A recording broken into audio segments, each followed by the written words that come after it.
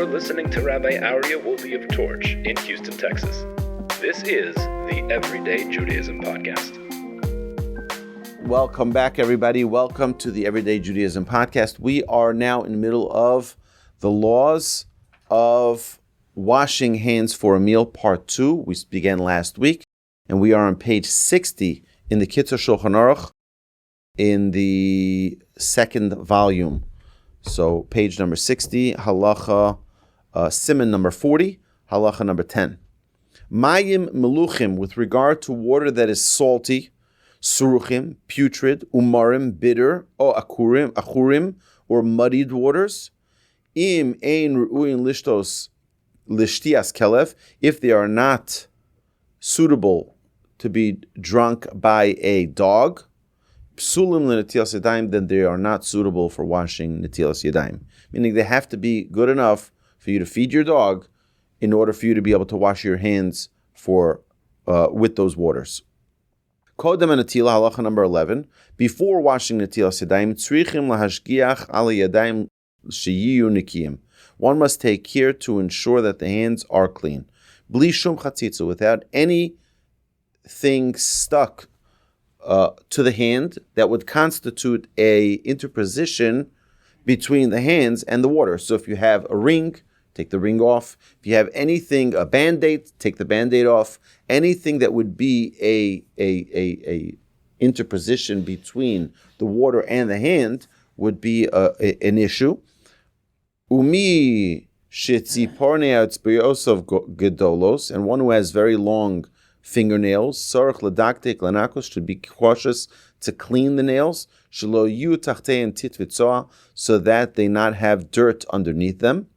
Mishum dehavi chatzitzah, because that itself could constitute an interposition between the water and the hand. V'chein tzrichim lahasir hatabos, and one should as well remove their rings from the fingers, shelo yu chatzitzah, so that they not be blocking from the water reaching the hand, the complete hand. Halacha number 12. Mi sheyadav tzavuo, someone whose hands are colored. So you are a painter. You have paint on your hand. You have a marker. You used a Sharpie, and you overran the lines, and now you have a mark on your hand. Im ein sham mamashus batzeva hatzeva, if there's no substance to the coloring, meaning it's on the skin now. It's just ink on the skin. It's not paint. Paint, you got to peel it off because it's actual substance. But the Sharpie, it'll eventually get off. But right now, you're going to be scrubbing for an hour. You're not obligated to do that because it's not something of substance. Ki im chazusa ba'alma, if it only has appearance but it doesn't have substance, lo havi chatzitzah, that is not constituting an interposition, a block between the water and the. And by the way, these halachas also apply to mikvah, right? A woman who goes to the mikvah cannot have makeup on her. She cannot have, even on the nails, manicure, to have fingernail polish would be also a block between the water and the body. So if there is no actual substance of the coloring on the hand, afilu rakmat, even if only a little, havi chatzitzah. So lo havi chatzitzah if there's no mamashus. But if there is actual substance, like paint, you're painting your house and you have paint now on your hand. That's actual substance. That's actually something that you're going to have to wash off and remove before you wash your hands. That would be a chatzitzah. However, imhu uman bekach, if his occupation involves handling this type of substance, dehainu shuhu tzaba, he's a painter, he's a dyer, someone who dyes shoes, dyes colors, and now they always have color on their hand. Their hands are like, or a mechanic whose hands are always greasy with oil from the car. V'chein mishu tabach, or someone who's a butcher, v'yadav meluchlachos midam, whose hands are red from blood from the butchery. O shehu sofer, someone who's a scribe and is always involved with ink. and has ink on his fingers, and his fingers are soiled with ink or the blood or whatever it is that this is what he does, and he's used to using these materials and having them on his hands, and anybody of such occupations, they do not mind if their hands are soiled in this way, and therefore for them, lo havi chatzitzah, it is not considered an interposition, something which is blocking the water to reaching the hands. Elo im kain hu berov hayad, unless that substance is on the majority of the hand.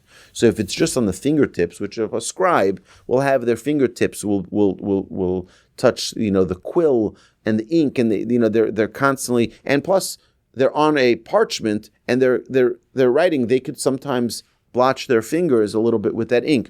But now that's not the case with actual paint. So paint is an actual substance of material, of matter. And therefore, if that gets on one's fingers, you have to clean that off, even if someone is a painter. Now, because they'll have a complete coating of paint on their hand, that's not obviously going to be a chatzitzah. V'chein, similarly, mi sheyesh lo maka al yado, someone who has a wound on his hand, v'oleo ritia shemitzdayer lahasira, if there's a dressing on one's hand, someone got a cut, someone got stitches, someone had some type of, or if someone has a cast on their hand, you can't take that off, right? But if someone has a dressing upon that is painful to remove, lo havi chatzitzah, that's not considered, that does not constitute an interposition.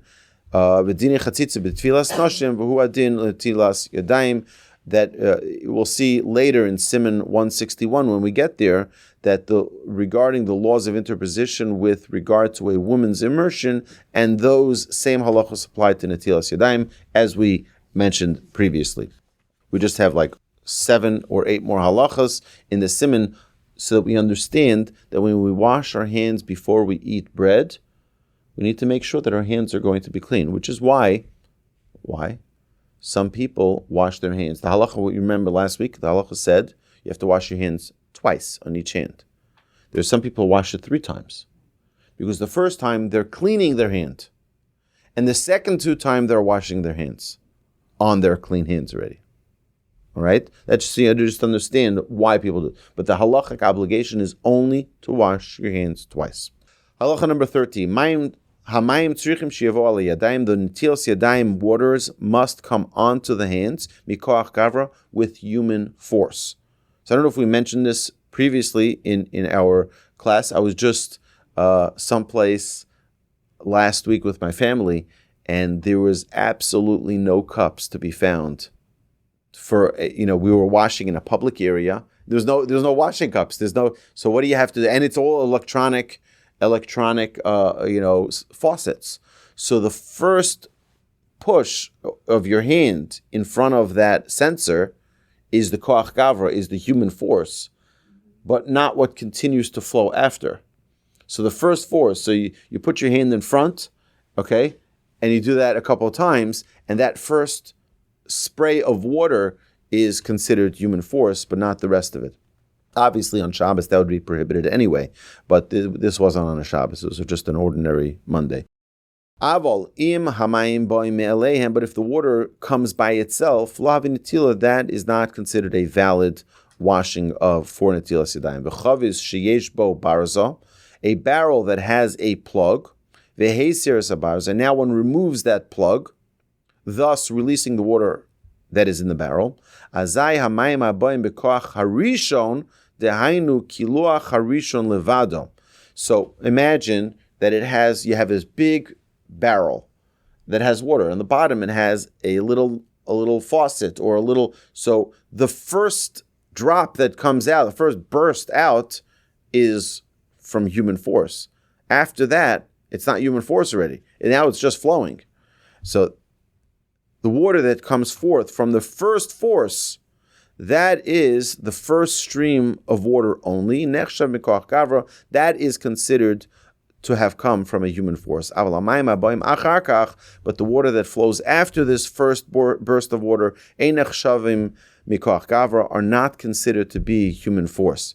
Elo ki ilu ba'u me'elem. It's considered as if they're just a flow of water that comes by itself. L'chein, therefore, mishu rotze litol yadav, one who wants to wash his hands, derech barza, wants to remove the plug from a water barrel, tzorech leda, must know for sure that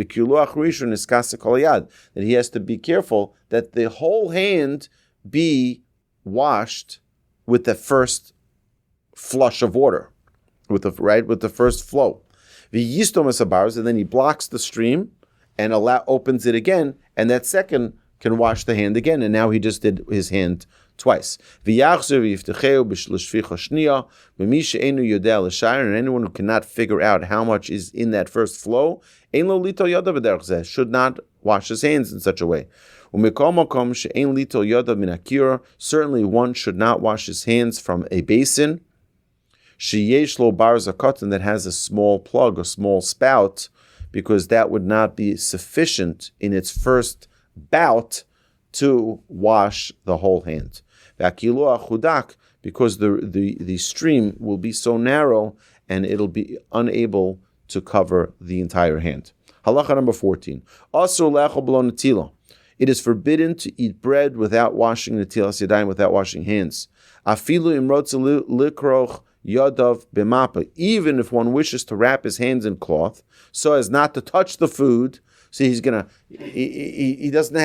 gonna, that way I'm not gonna touch my bread.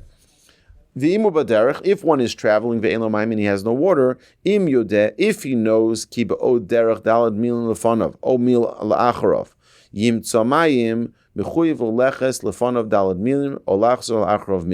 if he knows that within the next 4 miles in front of him, or 1 mile, you're traveling, you're heading to San Antonio, and there's no exits in the next 4 miles, and there's no exit 1 mile back.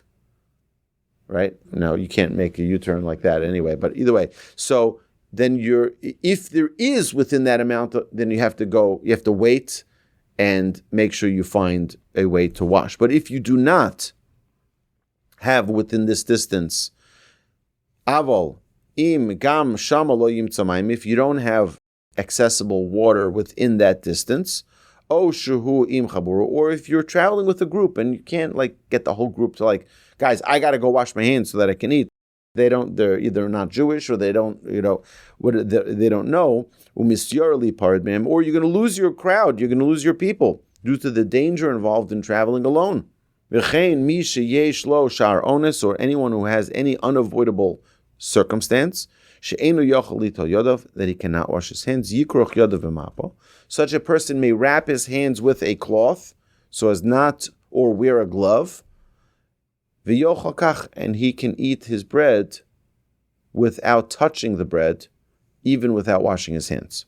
So, but the idea is we need to have clean hands before we touch our bread. We mentioned the spiritual side of it last week, in our episode last week, about washing away our arrogance. Here we see that we need to really have holy hands before we touch our bread. Halacha number 15. One who relieves himself before eating, which is appropriate. One should relieve themselves before they eat. Now he needs to wash his hands, as we learned previously in the Everyday Judaism podcast, that one needs to wash and recite a blessing of Asher Yatzar after relieving oneself in the restroom. But now he needs to wash for 2 reasons. He has to wash because he finished relieving himself in the bathroom, and he needs to wash his hands because he's about to sit down to eat a meal. There are several doubts about this, whether or not the blessing upon this washing were he to wash only once for both obligations. Therefore, let's explain what is the proper way for one to, the proper procedure. She'ito tchilo yadav shelo k'dinetilas yadayim l'seuda, dehainu sheyishpo rak ma'at mayim lechafno achas, v'yishav sheif shtei yadav b'mayim elu, v'yinag v'imheitev v'yivorach hashiyatzav, v'achar kach yito yadav k'dinetilas yadayim l'seuda, v'yivorach al netilas yadayim. So he says, get your hands a little wet first. Rub your hands to clean them really well, and recite the blessing of Ashiyatz, and then appropriately wash your hands for Netilas Yadayim for your meal. Now, the halacha, and I've seen this written multiple places, that you can wash your hand just for the meal now, and that washing of the hands applies for both the Asher Yatzar after relieving oneself and for the meal.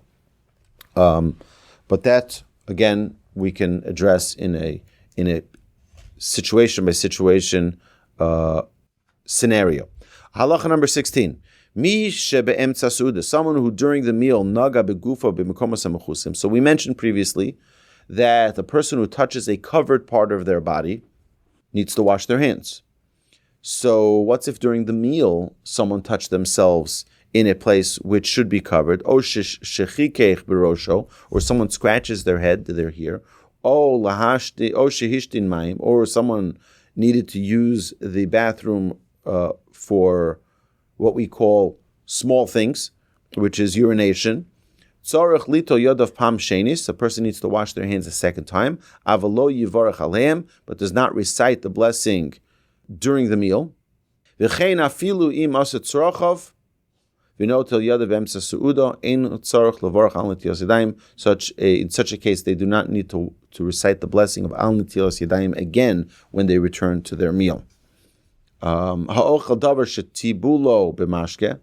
who eats any food that is commonly dipped in liquid, or food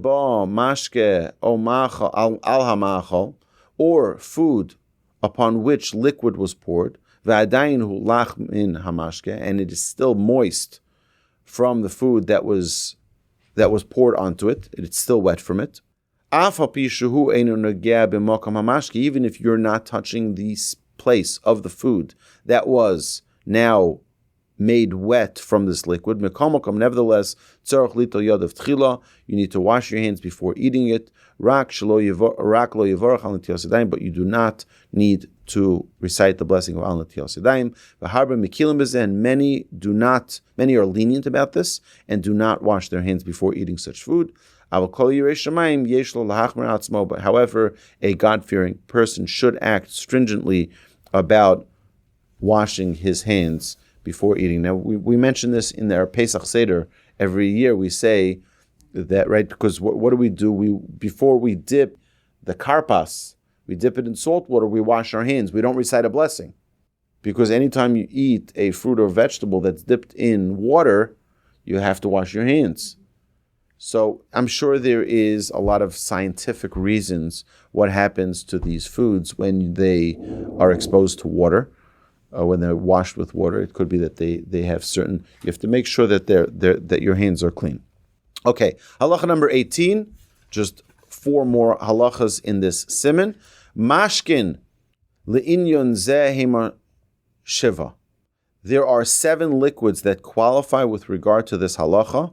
Ve'elohin, yayin v'chein chometz miyayin, wine and similarly wine vinegar, dvash dvorim, bees honey, shemen zayis, olive oil, chalav, milk, ubechlal zeh gam mei chalav, and included in this is whey, which is also included in this category, tal, dew, dam shel behema chayav ha'of, blood of an animal, beast, or fowl, v'hainu kish'ol chilim l'refuah, but only when this is medicinal, for medicinal purposes, and mayim, and any regular water, and this is there's a mnemonic for this, which is yad shachat dam, which is the yud, the daled, the yud for yayin, the daled for dvash, shemen, chalav, tal, and then dam of animals and mayim. Aval sha'ar mei peros, other fruit juices, afil b'makom shirugin lasem mashkim l'shtia, even where it is common to produce drinks. Mischitas ezaperos, by squeezing out certain fruits, ein lahem din mashkel inyan zeh. There is no requirement to wash your hands before. So you have orange juice, you don't have to wash your hands for that, right? Because it's juice, any type of, or if you pour juice, sometimes people will pour juice over a food. Sometimes people pour beer over some types of meats. So like it marinates in it. So that does not fall into the category of liquid that requires washing one's hands before eating that. Okay, halacha number 19. Kitzur discusses the halachic status of preserves with regard to this law. Perus shemirukachim bitsukar, fruits that are preserved in sugar. Okay? They do not require washing your hands before eating them, because the sugar is not a liquid. Additionally, moisture that exuded from the fruits, and you have this many times, they have like a little sap that comes out of the fruit. That is not either considered to be liquid with regard to this halacha, because it is fruit juice regarding this matter. Aval. However, if they are preserved in honey, then the law is im nikrash hadvash hetev, if the honey hardened well on the fruit. So if you have those apples that they have honey on them, azay yotze b'chal mashke, then it loses its status as liquid, v'nasa ochel, and now it's just part of the food. And you do not need to wash your hands for that. Only when it's moist and it's liquidy. Once it hardens, it's not considered liquid, and you do not need to wash your hands on those kinds of fruits or vegetables that are dipped, okay, or moist. Aval im lo nikrushu hetev. However, if the honey did not totally harden, elo nisabu me'at, they thicken somewhat, but they're not completely hardened. V'adayin heim nigarim, they're still somewhat fluidy. Tzrichim netilas yadayim. In such a case, the fruits do require us to wash netilas yadayim. V'chein, likewise, chema shehu b'chlal hacholav, butter, which is included in the category of milk, and the 7 liquids that we previously mentioned. Im hi krusha, if it's solidified, the butter, eino mashke rak ochel, then it's considered to be food and not drink. Aval im hu nimocha harei he mashke, then it's considered to be a liquid, and in such a case, having butter on any type of fruit, I don't know anybody who does that, but whatever it would be, that would be considered a liquid, and therefore would require one to wash their hands for that. Halacha number 20, dvarim shedarkon la'ochlon, regarding those food items that are commonly eaten with one's hands, below kaf ve'umazleg, that's eaten by hand food. Hors d'oeuvres, things like that are hand food that we don't use a fork or spoon to eat with.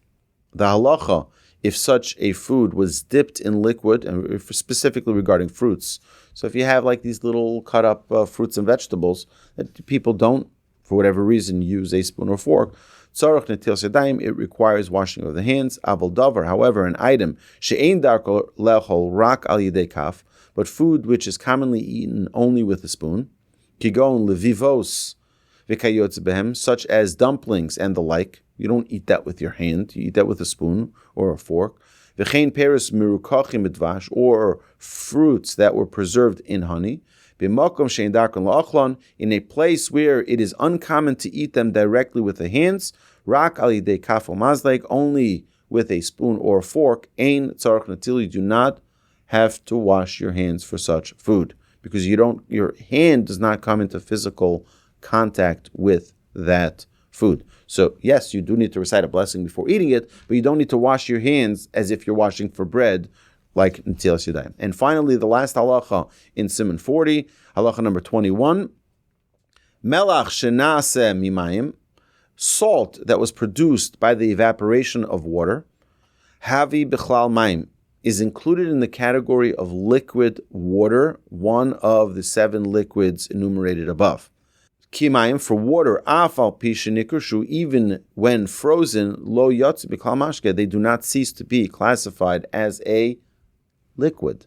Therefore, hatovel tznon v'kadoma b'melach zeh, one who dips a radish or the like in this type of salt, tzarech netilas yadayim, is required to wash netilas yadayim before eating it. Yain saraf shenase mitvua o miperus, liquor that is produced from grain or fruit, eino mashkelin yazeh, is not classified as a liquid with regarding to this halacha. Like we mentioned about the beer, once you make it into a beverage that is drunk on its own, makes you drunk too. But a liquor, right? So that is already does not fall into the category of water, even though it's majority water sometimes. Well, soda might be. But Eino Mashkel Inyan Zeh is not considered a liquid with regard to this halacha. For the liquor is considered to be a mere moisture or sweat of the grain or the fruit. Even though there is still a lot of water that is in that beverage. Umazuk gam kain b'mayim, and it is also diluted with water afterward. Mikomokim heim hamiut. Nevertheless, it is not considered a liquid of water, since the water is the minority ingredient of the liquor. So one of the things I remember when I went on the Kentucky Trail and we went to many of these distilleries, they were all bragging how they have a stream over there of fresh water that they use. We have the freshest water. We have spring water. It comes straight down this stream right to our distillery, and that's the water we use for our beer and whatever, or bourbon or whatever it was that we were looking at. So they have a lot of water that's being mixed in with those grains that are lochein. Therefore, hatovel bo ezed davar ve'ochlo ein tzarich netilas yadayim. Therefore, one who dips any food into liquor and eats it that way is not required to wash netilas yadayim for that. Aval, however, yain sarf shenase min hachartzanim v'hazagim, liquor that was produced from seeds or skins of grapes, o min hashmarim shel yain, or from the lees of wine, nire dahavi mashke, then it could be considered liquid with regard to this halacha and would require one to wash their hands. So this, my dear friends, concludes Siman number 40. I think even if today there aren't many people that I know that wash their hands for dipping fruits in liquid, it's important to know the halacha. It's important to know that it's there to open up our mind to the intricate details of our Torah. And now we are going to open the floor for Ask Away number 28. I want you to know about 28. 28 is the number of strength. Koach is strength. We are full force ahead in 2026 with all of our questions, with all of our learning, with our intentional Judaism, being focused on doing things intentionally. Don't just do it out of habit. Being intentional Jews. So my dear friend, I'm really excited to begin the next segment of our Everyday Judaism podcast, Ask Away number 28. You've been listening to Rabbi Aryeh Wolbe on a podcast produced by Torch, the Torah Outreach Resource Center of Houston. Please help sponsor an episode so we can continue to produce more quality Jewish content for our listeners around the globe. Please visit torchweb.org to donate and partner with us on this incredible endeavor.